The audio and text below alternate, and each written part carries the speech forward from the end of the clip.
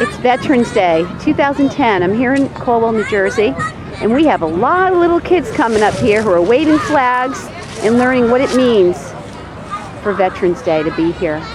We're going to have some veterans from the Korean War and I believe World War II. Everyone's getting a flag and they'll be coming up to hear them speak. We have the flags flying proudly in the wind, and hundreds of school children from the Lincoln Elementary School in Caldwell. I can't show them close up because I don't have permission to, but they're here, believe me. You can hear them and see the flags.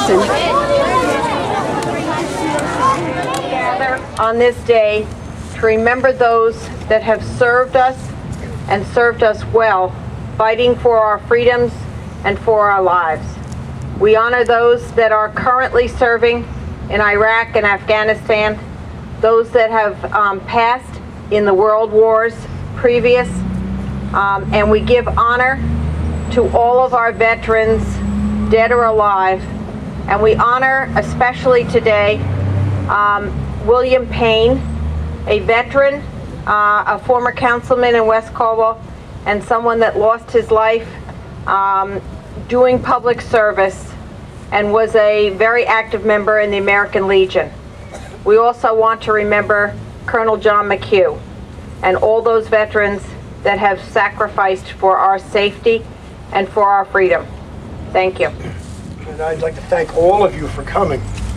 My wife says, what am I supposed to say to kids from second grade up till, what do we have, sixth grade, eighth grade? Well, let me tell you what a veteran is. A veteran is the people you see standing in front of you.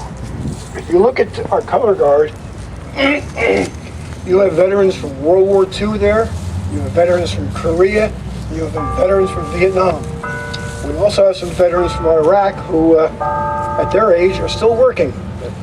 But most of our veterans are not us old guys. Most of our veterans today are between the ages of 18 and 32. And they're veterans of Iraq and Afghanistan. And what does that mean? That means these young men and women have left their homes and left their families and went overseas to a foreign land. They do not live comfortably. I was in Vietnam, and if you think about the hottest day in the summer, that was the coolest day I was ever there.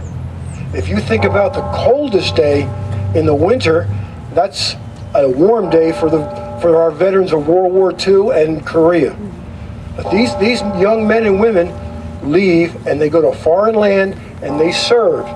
And what they are is they are like a wall around this great country. And they stand guard for you and me. Sorry, I get a little emotional at that because my son is one of them. He's in the Marine Corps, and we have Mr. Burke here today, whose daughter is in Afghanistan. It is not easy for a parent to see their children go. But think about these young veterans who have families. They leave their loved ones, their wife and their children for anywhere from 6 to 9 months at a time. My son, who of course I know better, has been to Iraq 3 times. He has 3 children. Some of them as old as you. And he leaves his family. Why does he do that? Because he loves this country and he wants us to have the right to gather here today or any day. He wants us to have the right to go to public school or parochial school, our choice. No one tells us where to go. He wants to go because he wants us to have the freedoms that you have, to see the movies that you want, to watch the television shows you want, to listen to the songs you want on the radio. Our servicemen and women guarantee that right to us. And we've given you all a flag. And what we want you to do with this flag is every time you see this flag in your house, we want you to think about especially our young veterans, because they're serving now and it's not easy. And they deserve your praise and your thanks. One thing you always have to remember, this is to you parents, it really doesn't matter if you're pro or anti-war, our servicemen deserve respect because they are the instruments of policy. They don't make policy. So no matter what our feelings are, our servicemen always and should be respected. Thank you. Part